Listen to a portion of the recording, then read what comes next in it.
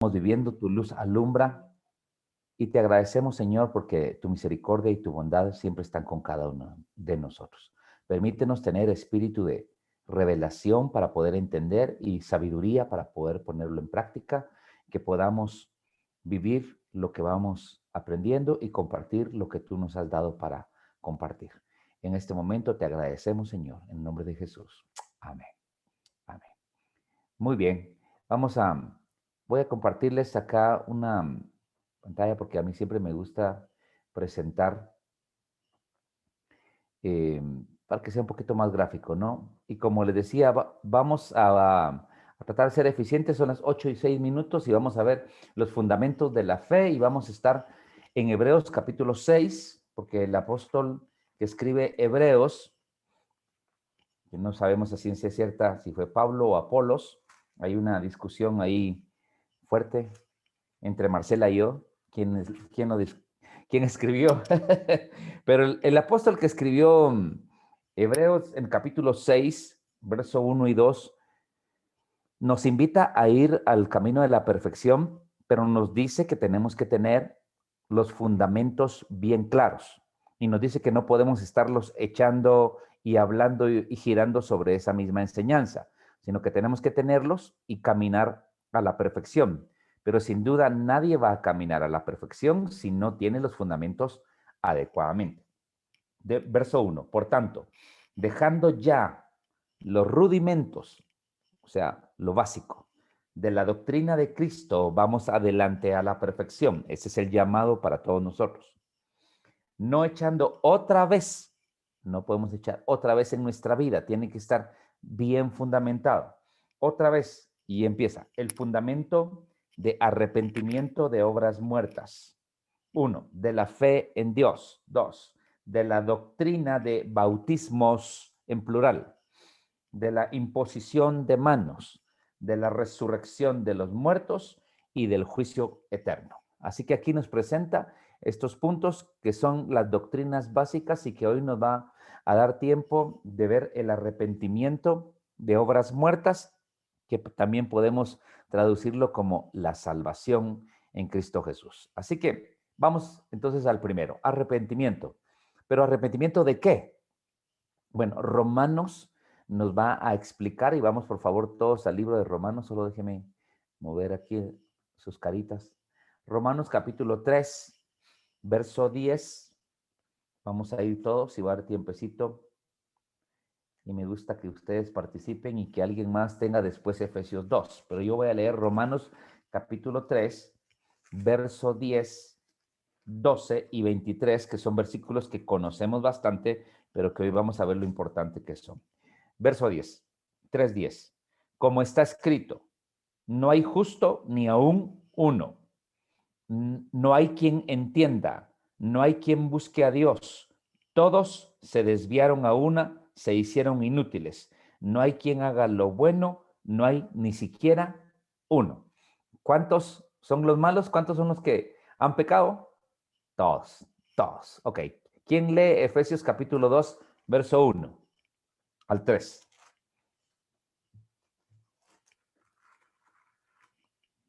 Yo les quiero dejar participar y ustedes no leen. Efesios 2, del 1 al 3. ¿Quién lo quiere leer? Yo. Ok. Y Él os dio vida a vosotros cuando estabais muertos en vuestros delitos y pecados, en los cuales anduvisteis en otro tiempo siguiendo la corriente de este mundo, conforme al príncipe de la potestad del aire, el espíritu que ahora opera en los hijos de desobediencia, entre los cuales también todos nosotros vivimos en otro tiempo en los deseos de nuestra carne, haciendo la voluntad de la carne y de los pensamientos, y éramos por naturaleza hijos de ira, lo mismo que los demás. Ok, aquí nos dice que nos dio vida cuando estábamos muertos en delitos y pecados. Aquí el apóstol está aclarando que todos antes de llegar a Cristo estábamos muertos, en el pecado nos tenía muerto. Éramos hijos de ira. Lo mismo que leímos allá en Romanos 3, verso 10, dice que no había ni uno bueno, todos se habían desviado. Si regresa a Romanos capítulo 3 y verso 23, que es un versículo que todos conocemos muy bien y que todos lo debemos de conocer, Dice, por cuanto todos pecaron y están destituidos de la gloria de Dios. Así que yo estoy asentando un punto acá. No hay ni uno que no necesite salvación. Todos están bajo pecado. Todos estaban muertos en delitos y pecados. Teníamos naturaleza de ira, aunque teníamos existencia, porque lo que acabamos de leer en Efesios es que hacíamos los deseos de la carne, andábamos en la voluntad de la carne, con los pensamientos de la carne. Entonces todos nosotros, aunque teníamos existencia, teníamos muerte espiritual. ¿Cómo así? Nuestra alma y nuestro cuerpo funcionaban, pero nuestro espíritu estaba muerto para una relación con Dios a causa del pecado. ¿Por qué? Porque nos acabamos de dar cuenta en Romanos 3:23 que dice que todos pecaron. Entonces, ¿arrepentirnos de qué? Pues del pecado. Eso es a lo que el Señor nos está llamando a arrepentirnos. Regresemos a Romanos capítulo 6, verso 23. Romanos 6:23 también es un versículo que todos debieran de conocer. Le voy a dar la oportunidad a alguien que me lo quiera leer. Romanos 6:23. Lo leo, pastor. Ok. Romanos 6:23, porque la paga del pecado es muerte, pero la dádiva de Dios es vida eterna en Cristo Jesús, Señor nuestro. Muy bien. Entonces aquí nos está hablando de las consecuencias y dice que la paga o la consecuencia del pecado es la muerte. La consecuencia de haber desobedecido es el castigo, es la condición en la que Efesios nos dijo que estábamos todos nosotros al pecar. Así que arrepentimiento. ¿De qué nos vamos a arrepentir? Ah, pues del pecado. Nos tenemos que arrepentir del pecado porque todos hemos nacido en pecado. Y aquí, si nos metiéramos a un punto más teológico, tendríamos que recordar que el pecado original comienza ya en Génesis capítulo 3. Todos conocemos el diálogo de Eva que tuvo con la serpiente y cómo codiciaron del árbol, y entonces sabemos el camino de desobediencia y rebelión que el hombre tomó, y al comer de ese fruto que representa la desobediencia, la autosuficiencia, la independencia de Dios, que básicamente eso es lo que estamos viendo que representa, en ese momento nos damos cuenta que entra al corazón del hombre y a su naturaleza y se comunica generacionalmente el pecado, por lo tanto también la muerte. Así que arrepentimiento ¿de qué? Pues del pecado. Eso es lo que nos tenemos que arrepentir. Bueno, pero el pecado, la definición de pecado, la definición bíblica de pecado es errar del blanco o cruzar la línea. ¿Qué línea cruzaron? La línea del mandato de Dios cuando les dijo, no coman del árbol. Así que pecado significa cruzar la línea o errar del blanco. Esta palabra también la utilizaban mucho los arqueros. Cuando tiraban con arco y con flecha, apuntaban a una diana y cuando lanzaban y la flecha no daba en el blanco, entonces decían, pecó. La flecha pecó porque no dio en el blanco. Esta es la definición de pecado. No se dio en el blanco.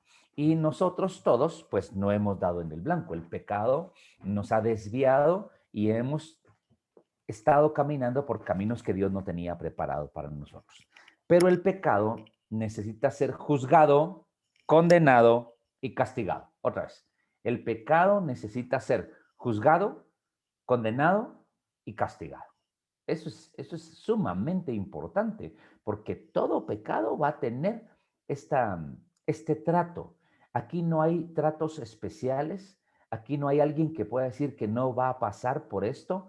El pecado tiene que ser juzgado, tiene que ser condenado, es decir, se le va a dar la sentencia y después va a ser castigado. Tiene que cumplir la sentencia. Y por eso el Señor nos está diciendo que el primer fundamento que todos nosotros tenemos es el fundamento del arrepentimiento por el pecado. Y vamos a hablar un poquito de arrepentimiento porque es bastante profundo, sin embargo, no tenemos tanto tiempo y sí necesitamos entender bien el arrepentimiento. En Mateo capítulo 3, verso 1 y 2, el mensaje de Juan el Bautista, el primer mensaje del Nuevo Testamento es arrepentimiento. Juan el Bautista en aquellos días, dice la palabra, comenzó a decirle a todos los que le oían, arrepentidos. Así que, ¿qué vemos? Que Juan el Bautista empezó a predicar. El primer mensaje del Nuevo Testamento es arrepentimiento, arrepentimiento. Y dice que la persona que se arrepiente, en el verso 8, Mateo capítulo 3, verso 8, dice que la persona que se arrepiente da frutos de arrepentimiento. Bueno, yo quiero que alguien abra su micrófono y me diga qué es arrepentirse o qué es arrepentimiento. ¿De dónde viene esa palabra? ¿Qué es la palabra arrepentimiento? Yo quizá, tal vez, o sea, no sé de dónde viene la palabra, ¿verdad? Ajá. Pero quizá yo entiendo, me arrepiento, o sea, estoy caminando en línea recta, veo que estoy haciendo algo malo y cambio de dirección. Justamente, exactamente eso es lo que significa en el original la palabra arrepentimiento. La palabra metanoia, de donde esa palabra arrepentimiento es la palabra metanoia y significa cambio de dirección o 180 grados cambio de dirección. No van a ser como un pastor que estaba predicando que hay que girar 360 grados, decía. No queda uno en el mismo punto. Entonces, no, hay que girar 180 grados. Hay que, si voy, como dijo Pipo, si voy para el norte y metanoia o me arrepiento, entonces empiezo a caminar para el sur. Esa es la palabra arrepentimiento. A eso es a lo que Juan el Bautista en Mateo capítulo 3 y verso 8 le llamó frutos de arrepentimiento. Es importante este fundamento. Y como todo fundamento sobre el cual se va a construir una casa, ese fundamento permanece en la casa para siempre. Es decir, tú vas a seguir arrepintiéndote. Hoy tenemos mucho cristiano que está en las iglesias, pero que no tiene una vida de arrepentimiento, sino que se van endureciendo en el pecado y continúan visitando la iglesia y endureciéndose en su pecado. Hay que arrepentirse, o sea, cambiar de dirección. Como bien dijo acá el apóstol Pipo, 180 grados. Gracias, apóstol. Bien, vamos a ver el inicio del ministerio de Jesús en Mateo capítulo 4, verso 17. Vamos, por favor, Mateo 4, 17. ¿Quién lo quiere leer? Myron, tu grupo está muy calladito. Yo quiero que participen también, Myron. Sí, aquí vamos a ir jalando. Aquí voy yo, aquí voy yo. Ajá, dale pues, dale pues. 4:17 dijo, ¿verdad? Así es, así es. Desde entonces comenzó Jesús a predicar y a decir, arrepentíos, porque el reino de los cielos se ha acercado. Ok. ¿Cuál fue el primer mensaje de Jesucristo? Arrepentimiento. Mire qué interesante porque es lo primero que el apóstol menciona en Hebreos 6, es lo primero que el Señor Jesucristo hizo. La prédica que Jesús trajo a este mundo es arrepiéntanse, cambien de dirección. Y este es un mensaje que hoy todos nosotros debemos de tener bien claro y lanzarlo al mundo, a nuestros amigos, a las personas que trabajan con nosotros. Arrepiéntase del camino donde va. El camino donde va, si no conoce a Jesucristo, es un camino que lo lleva a la muerte, porque la paga del pecado es muerte. Todos necesitamos redención. Todos pecaron. No hay uno bueno. No hay quien haga lo bueno. Necesitamos arrepentirnos. Así que es el fundamento que el Señor Jesucristo comenzó a enseñar. Lo primero es arrepentimiento. Igual nos damos cuenta que la iglesia primitiva, el mensaje de Hechos comienza ya en Hechos capítulo 3, verso 19. Vamos por favor para allá. Hechos 3, 19. Hechos 3, 19. ¿Quién lo quiere leer?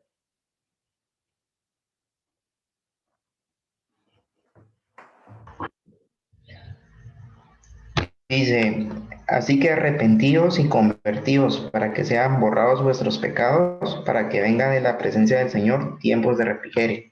Interesante que el primer mensaje registrado de la iglesia primitiva, la primera prédica que se registra es esta. El apóstol Pedro le dice a toda la nación de Israel, arrepentíos, arrepiéntanse. Arrepientas. El arrepentimiento es el primer fundamento que todos nosotros debemos de tener. ¿Por qué es tan importante y por qué lo ponen como el primer fundamento? Porque es el camino para encontrar la salvación. para encontrar el perdón. ¿Por qué razón? Porque como ya dijimos que el pecado tiene que ser juzgado, condenado y castigado, entonces el arrepentimiento permite que tú presentes tu pecado al único camino, al que nos puede dar la redención. ¿Por qué? Porque el pecado en la cruz del Calvario, y aquí sí vamos a ver varios versículos, el pecado en la cruz del Calvario, ahí es donde él va a ser juzgado, condenado, y allí ya fue castigado, porque él llevó nuestros pecados, nuestras enfermedades, o sea, las consecuencias, bajó a los infiernos a pagar por nosotros y hoy nos puede ofrecer salvación. Y entonces vamos a ver estos versículos para darnos cuenta que es el único camino, la única forma en la que nosotros podemos ser salvos y es a la que nos guía el arrepentimiento. Se los presento así para que le sirva a usted también de un esquema de cómo presentar el evangelio.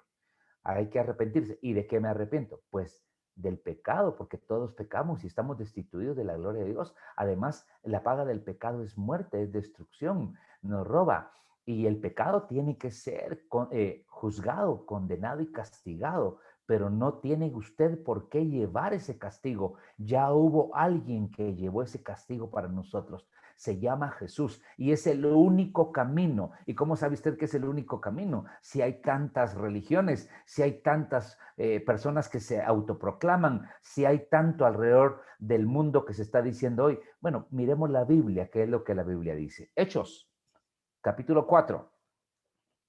Hechos, capítulo 4, donde estamos, verso 11 y 12. ¿Quién lo quiere leer? Ahí están todos los versículos y yo voy a ir pidiendo el siguiente y el que lo tenga lo va leyendo, ¿de acuerdo? Hechos 4:11. ¿Qué dice? Dice así. Es la piedra reprobada por vosotros los edificadores, la cual ha venido a hacer cabeza del ángulo. En ningún otro hay salvación, porque no hay otro nombre bajo el cielo dado a los hombres en que podamos ser salvos. Oh, es el único. Mira el verso 12, el único. No hay otro en que podamos ser salvos. Es el único que nos da salvación.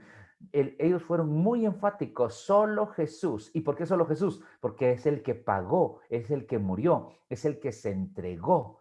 Por eso el espíritu de arrepentimiento tiene que estar en medio de nosotros, porque Él llevó nuestras iniquidades, dice Isaías 53, sufrió nuestros dolores. Así que al llegar a Jesús, a esto se le va a llamar, posteriormente lo vamos a ver, el nuevo nacimiento. Primera Timoteo 2:5. A ver, ¿quién tiene Primera Timoteo 2:5? Porque hay un solo Dios y un solo mediador entre Dios y los hombres, Jesucristo, hombre. Ok, hay un solo mediador entre Dios y los hombres. ¿Quién leyó? ¿Quién leyó? Yo. Es que como tengo la pantalla cubierta, no sé quién leyó. Amy. Amy, ¿está lloviendo fuerte en tu casa o estás cocinando bastante? No sé por qué se escucha así, pero no está lloviendo ni cocinando. Vale, ok. Yo dije, wow, estás bajo la lluvia. Bueno, miren lo que ya íbamos a hablar por Amy, porque nos dijo, no logró correr por su pierna y se está lloviendo. Está mojando. Aquí dice 1 Timoteo 2:5, lo que nos acaba de leer. Hay un solo Dios y un solo mediador. Por favor, dígame a alguien qué significa mediador.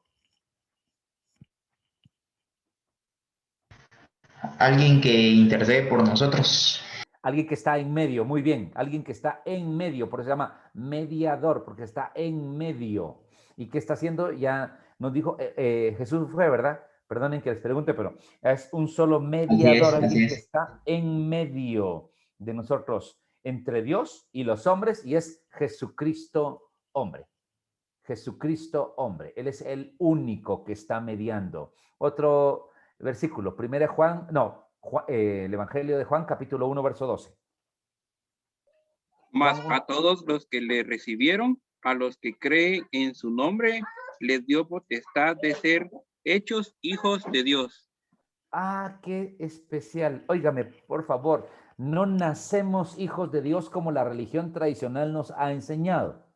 Nosotros, la mayoría, crecimos tal vez en el catolicismo y ahí nos enseñaron que ya habíamos nacido como hijos, pero no es lo que dice la Escritura. La Escritura dice que somos hechos hijos cuando le recibimos. Somos hechos hijos de Él cuando creemos en su nombre. Es una potestad, es un derecho adquirido por recibirlo en nuestro corazón, pero es el único camino.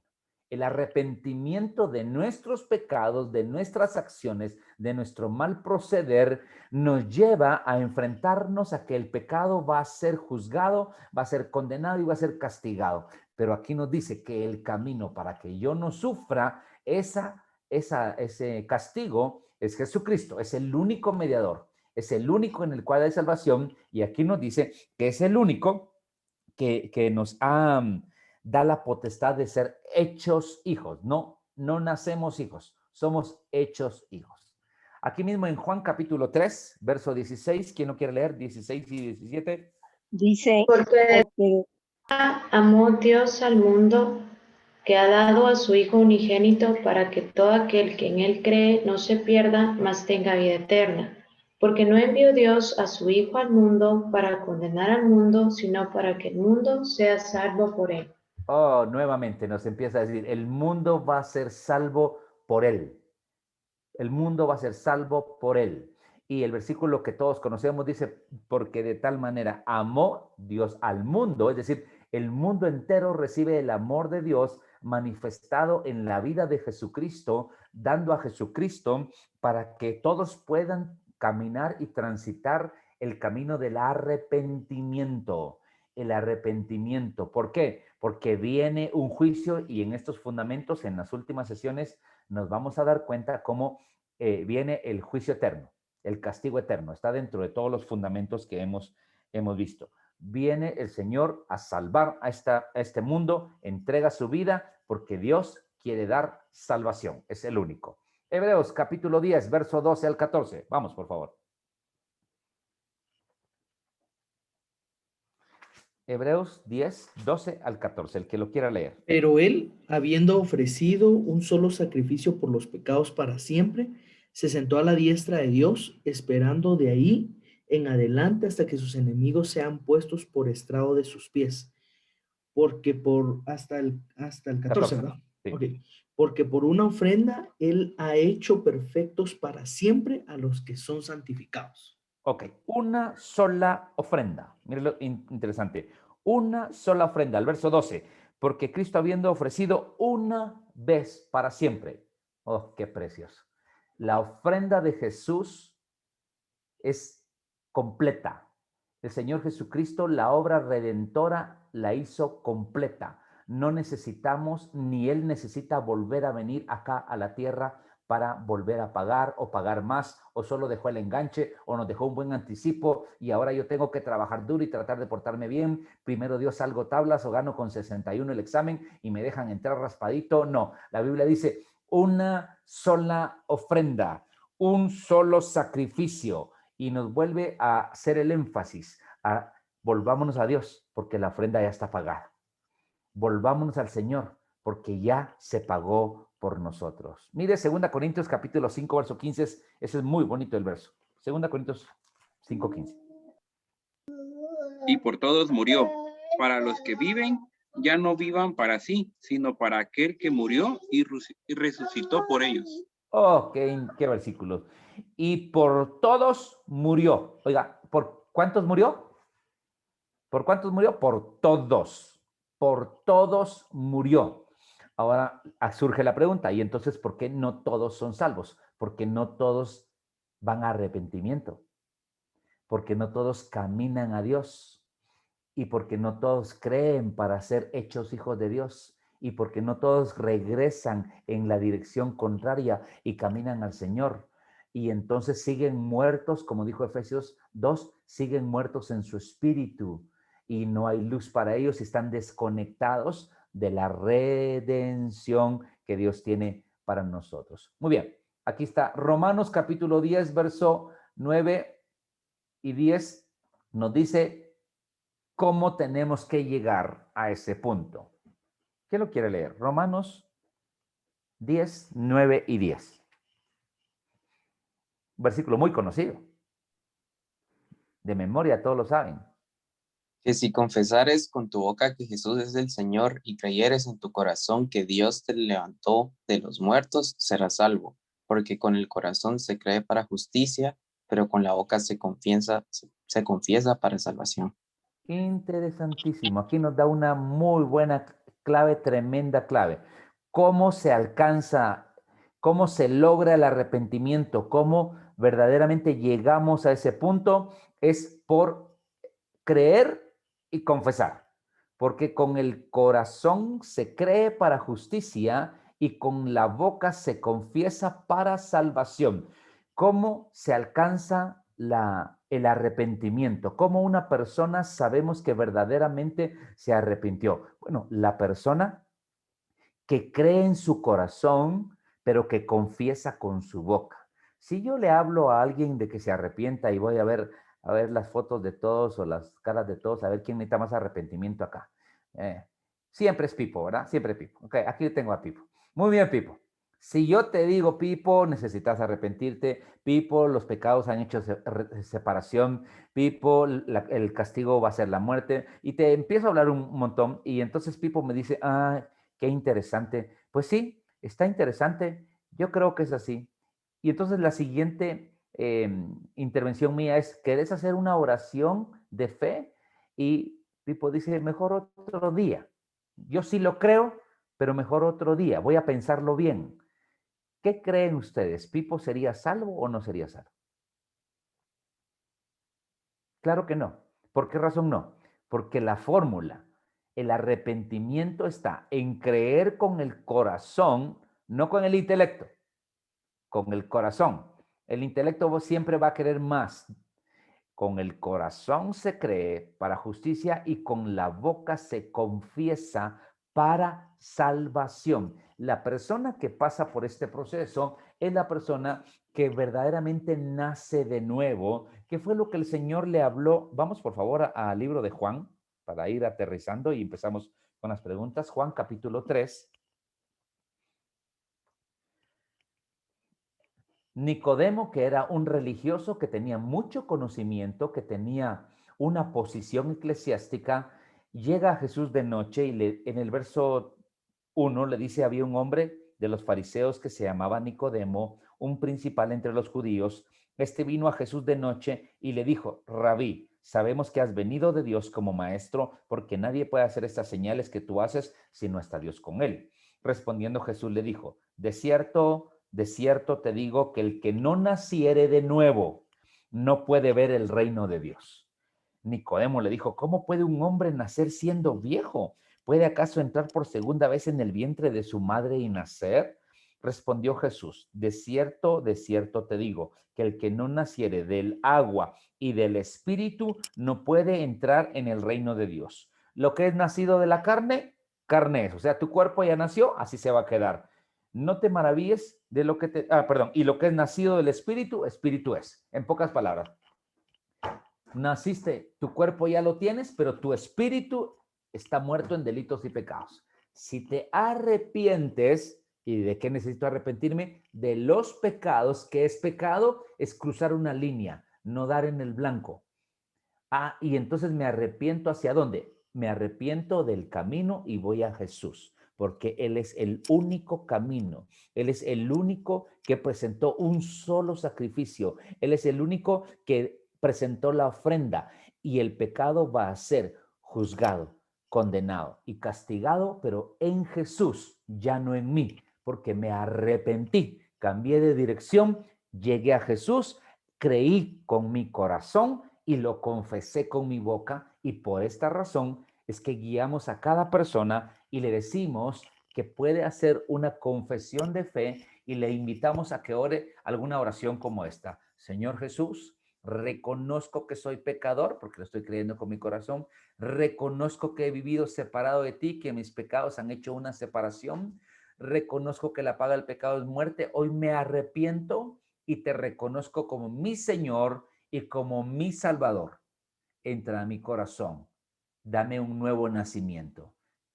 Amén. Y entonces esta persona, entendemos, alcanza salvación, alcanza redención y el fundamento del arrepentimiento está puesto en su vida. ¿De acuerdo? Muy bien. Voy a dejar de compartir y ahora sí quiero verlos a todos para que podamos entonces entrar al momento de preguntas y que ustedes puedan expresar sus preguntas, sus comentarios o si algo no quedó claro para poder aquí juntos verlo en las palabras, ¿de acuerdo?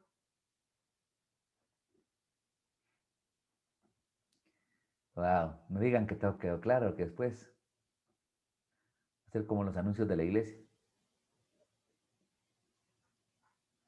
¿Nadie? ¿Estamos bien? Yo sí, pastor. Sí, por favor. En algún punto, ¿cómo entendemos el tema de la predestinación en la parte del arrepentirse? Sí, sí. Para hablar de predestinación tenemos que ir a Romanos 8, donde es el principio de la primera mención o donde se menciona por primera vez y casi que única vez. Vamos por favor a Romanos capítulo 8. Verso 28, es un versículo muy conocido. Y sabemos que a los que aman a Dios, todas las cosas les ayudan a bien. Esto es, a los que conforme a su propósito son llamados, porque a los que antes conoció, también los predestinó para. Otra vez, los predestinó para. Me gusta eso, los predestinó para. Por favor, alguien que tenga ese versículo y que me diga para qué los predestinó. Para que fuesen hechos conforme a la imagen de su Hijo, para que Él sea primogénito entre los hermanos. Para ser hecho a la imagen de Jesús. La predestinación no tiene que ver tanto con la salvación, sino tiene que ver con la posición eterna. Y quiero aclarar esto para que podamos tener el panorama. La salvación, el Señor Jesucristo pagó la deuda de toda la humanidad. Ninguno se quedó sin que la deuda se pagara. Entonces, ¿por qué va a ir a condenación? Porque no se arrepintió, porque Dios dejó la voluntad. Dios dejó el libre albedrío para que la persona se arrepienta. La deuda estaba pagada, pero él la quiso pagar por su propia cuenta y nunca va a poder. Va a enfrentar el castigo y la sentencia del pecado. Pero la predestinación es para los que están ya salvos, para que puedan llegar a la estatura del varón perfecto. La predestinación no tiene que ver con que Dios decida, este se salva, este no, este sí, este no. Estos del chat sí se van a salvar y no, porque entonces haría Dios una injusticia, porque haría distinción de personas. Aun cuando Él las conoce, Él no hace distinción, Él no hace separación. Él lo que hace es presenta la salvación con una sola ofrenda, salvos por siempre, pero la persona no reconoce a Jesucristo como Señor y Salvador y entonces va a condenación. Pero el que sí lo reconoce puede estar dentro de las personas que alcanzan alguno de los tres segmentos de crecimiento: hijos, jóvenes o padres, lugar atrio, lugar santo y lugar santísimo, el sol, la luna y las estrellas, Israel, Jerusalén y Sión, donde vive el rey. Es decir, el cristiano ya salvo empieza una caminata de madurez y no todos alcanzan la misma madurez, pero sí es importante mencionar que la predestinación Dios la vio y puso todas las condiciones para que el que quiere verdaderamente alcanzar la madurez la va a alcanzar. La predestinación no tiene que ver con salvación, tiene que ver con posición eterna. ¿De acuerdo? Muy bien. ¿Quién más? Pues yo tengo una duda que es pequeña. La verdad es que solo es como para entender a qué se refiere en Hechos 3:19 cuando dice que sus pecados son borrados y después entra una etapa de refrigerio. ¿A qué se refiere con refrigerio? Se refiere al hecho de que ya no, primero que todo, ya no tienen la carga de pecado. Una persona que se arrepiente, llega y sus pecados han sido perdonados, indudablemente no va a tener la carga de pecado, de condenación, de depresión, de autocompasión, todo lo que el pecado provoca, que ya nos dijo Romanos 3, que es la muerte. mata nuestras finanzas, mata nuestra paz, mata nuestra vida familiar, mata todo lo mata. Entonces la persona entra a un momento de refrigerio espiritual porque finalmente su espíritu está vivo a la relación con Dios. Algo que no había tenido antes, nunca lo había tenido. La persona que nace de nuevo, que se arrepiente, empieza a tener un refrigerio porque empieza por primera vez en su vida a poder tener contacto con Dios a través de su espíritu. El primer lugar donde Dios tiene contacto con nosotros en el nuevo nacimiento es en nuestro espíritu. Y ahí empieza la conquista del alma y la redención de nuestro cuerpo. A eso se refiere con el refrigerio. Por eso vendrán tiempos de refrigerio. Y digamos, ¿qué pasa, por ejemplo, con una persona, no sé, alcohólica que recibe a Dios? ¿Y cómo se le explica a esa persona que entra en una etapa de refrigerio en donde puede ser restaurado, pero la persona no lo entiende a la primera porque él sigue sintiendo la tentación, digamos? Claro, claro. Y eso no solo, digamos, un tema tan duro como el alcoholismo. Eso puede ser una persona, cualquier persona que tiene los hábitos, porque, y aquí hay una pregunta para ustedes. El pecado que mora en nosotros, ¿en qué área de nuestro ser mora? En el alma. Carne. En el alma, exactamente. Carita alegre para Damaris. En el alma. ¿Por qué? Porque nuestro cuerpo reacciona al alma o al espíritu, al impulso que cada uno de los dos tiene. Y por eso el Señor Jesucristo dijo, y ya lo vamos a ver más adelante, con vuestra paciencia poseeréis vuestras almas. Se requiere de un proceso de vida. No obstante, la salvación del espíritu es instantánea. La persona llega a Cristo, se arrepiente, abre su corazón, con el corazón cree, con la boca confiesa y en ese momento es salvo. Y el mejor ejemplo que te puedo poner es el ejemplo del ladrón en la cruz. Es el más claro que yo veo en la Biblia. Ya estaba para morir. Ya no tenía tiempo de ir a la iglesia ni de diezmar. Ya no tenía tiempo de ser bautizado ni de estar en un culto de avivamiento. Lo único que pudo reconocer es que Jesús era rey sobre su vida. Y el Señor Jesucristo le dijo, de cierto te digo hoy que vas a estar conmigo en el paraíso. Y fue salvo. No terminó con sus malos hábitos y costumbres, que es el proceso de redención. Así que una persona, su nombre es inscrito en el libro de la vida, hay gozo en los cielos porque un pecador se arrepintió y hoy comenzaste una nueva vida, pero este es un proceso de redención que te va a llevar. Ok.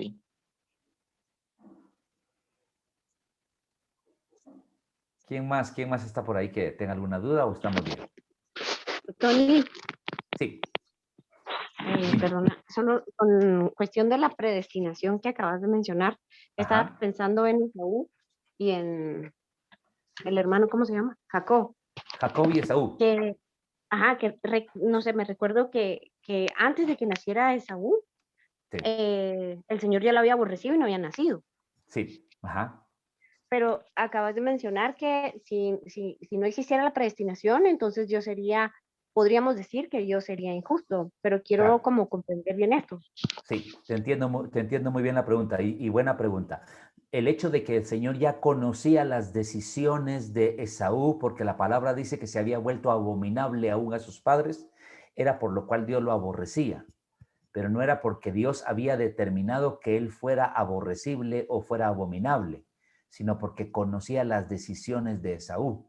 Conocía que iba a vender su primogenitura por un plato de lentejas. Conocía que se iba a casar con las cananeas que iban a hacer padecer incluso a sus padres. Entonces el Señor no puso esas decisiones en él, pero el Señor ya conocía esas decisiones y por eso lo aborreció. No lo amó, porque él sabía que las decisiones de Esaú nunca eran de amar al Señor, siempre eran en contra del Señor. Por esa razón, Dios escribe esto. Y eso es lo que va a pasar con mucha gente que no se va a acercar al Señor. Que no es que Dios no les dé la oportunidad porque el sacrificio fue por todos. Y no es que Dios los destine al infierno. Es que Dios sabe que nunca van a querer la luz. Y te voy a dar un versículo interesante allá en Juan. Juan capítulo 3. Vamos a Juan capítulo 3 rapidito para ver por qué. Porque es una pregunta muy valedera. Donde estábamos leyendo en Juan capítulo 3, verso 16 y 17, todos estos que leímos, mire el verso 19. Y esta es la condenación. Aquí está la condenación. Que la luz vino al mundo y los hombres amaron más las tinieblas que la luz, porque sus obras eran malas. Es decir, Jesucristo vino a pagar, alumbró, pero ellos decidieron amar las tinieblas. Y por esa razón es que se menciona que el Señor aborreció a Esaú. No es que él lo haya escogido para que llegara al infierno, es porque aquí dice que ellos amaron más las tinieblas. ¿Está bien? ¿Te queda claro? ¿Te queda más claro? Sí, gracias, Tony. Perfecto. ¿Quién más? Pastor, le tengo una pregunta. Por Creo favor. que fue algo que surgió en una plática en una ocasión en el grupo. ¿Hay alguna forma de que, por ejemplo, alguien ya se arrepintió y ya pasó por todo este proceso que nos habla en Romanos, llega a perder su salvación si aún así, después de haberse arrepentido, de haber creído en su corazón, vuelve a caer en pecado y aunque intente arrepentirse, de alguna forma la puede perder? Mira, este es un tema bastante amplio y discutido por milenios, por milenios. Mi entendimiento es que la salvación no se pierde por este versículo que leímos todos juntos, y yo quiero regresarte a este versículo en Hebreos capítulo 7. Perdón, Hebreos capítulo 10 me parece que es. Vamos, ahorita te lo... Sí, es Hebreos 10.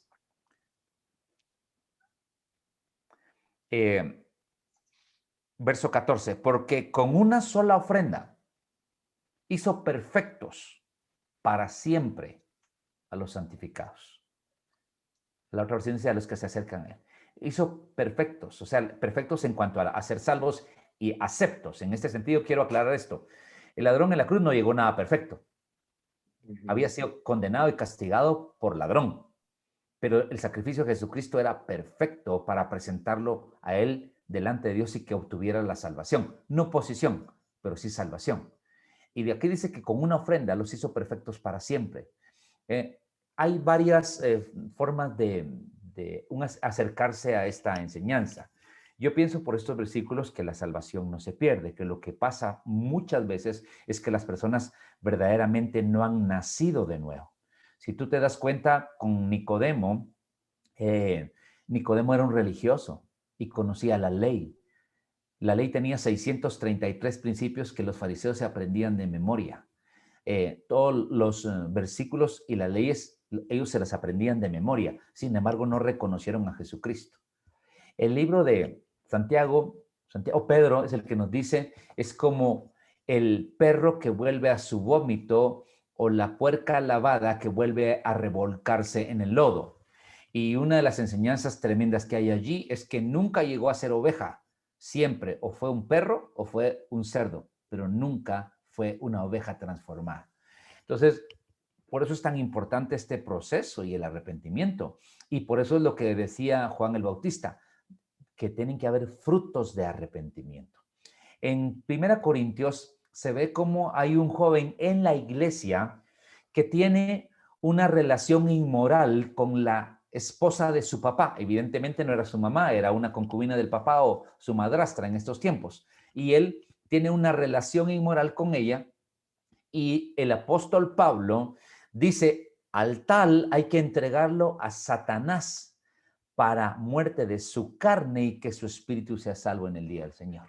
Así que lo entregan a Satanás. Imagínate tú, el apóstol dice, reunidos vosotros y mi espíritu, y lo vamos a entregar al chamuco para que le dé una su buena. Pero en la segunda epístola, el apóstol dice, restauren por favor aquel que le entregamos a Satanás para que no sea consumido de demasiada tristeza. Ya es tiempo de que sea restaurado. Entonces, en una situación tan tremenda, yo me doy cuenta de que los juicios de Dios están en primer lugar en la iglesia, la limpieza del templo, lo que hablábamos el domingo, pero no veo que sea algo que Dios esté quitando la salvación. Hay alguien que me puede, el versículo ahorita que alguien me puede mencionar es, pastor, pero Apocalipsis dice, y no borraré su nombre del libro de la vida. ¿Quién lo había pensado? O solo yo lo pensé, ¿sí? ¿Alguien lo había pensado? Y no borraré su nombre, entonces quiere decir que sí se puede borrar. Pero es que ¿cuándo se escribió el nombre?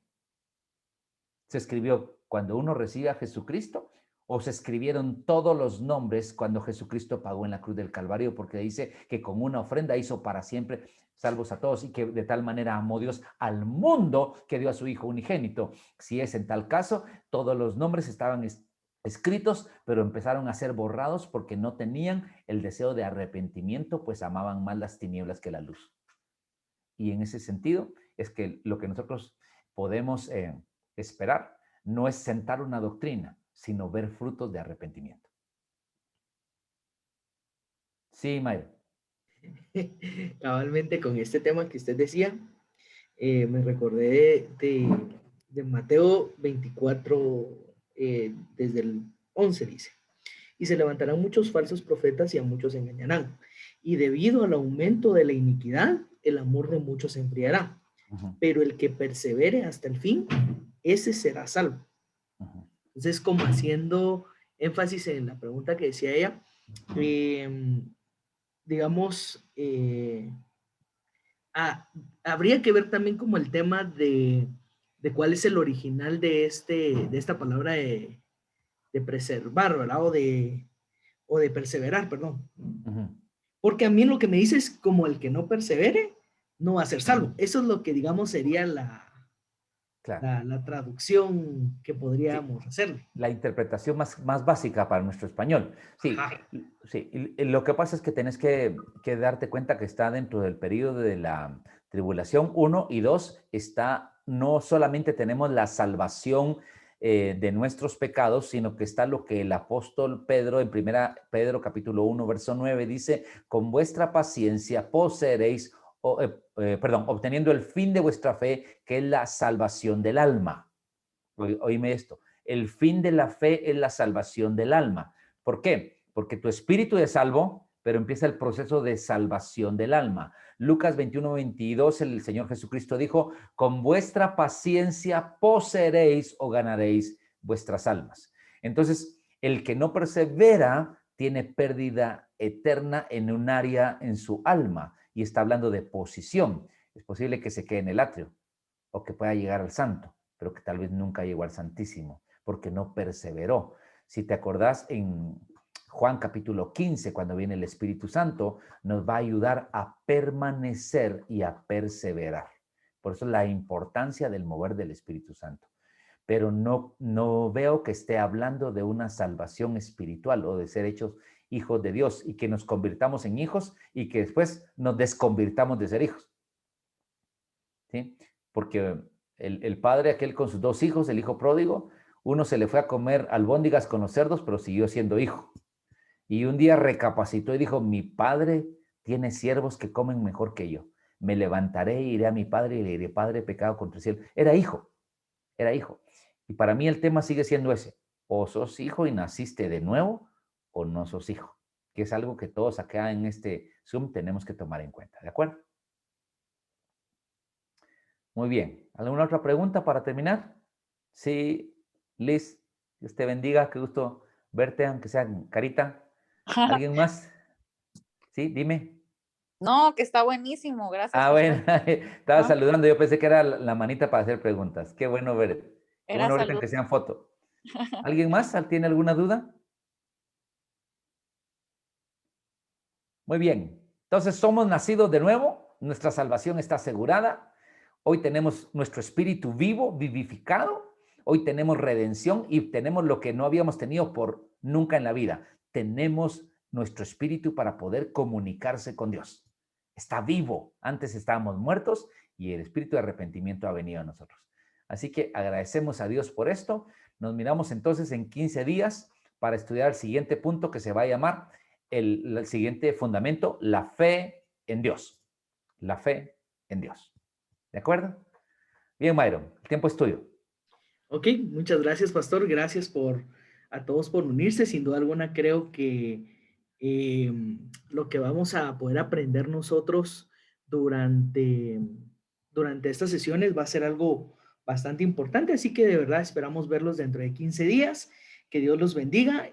Voy a intentar subir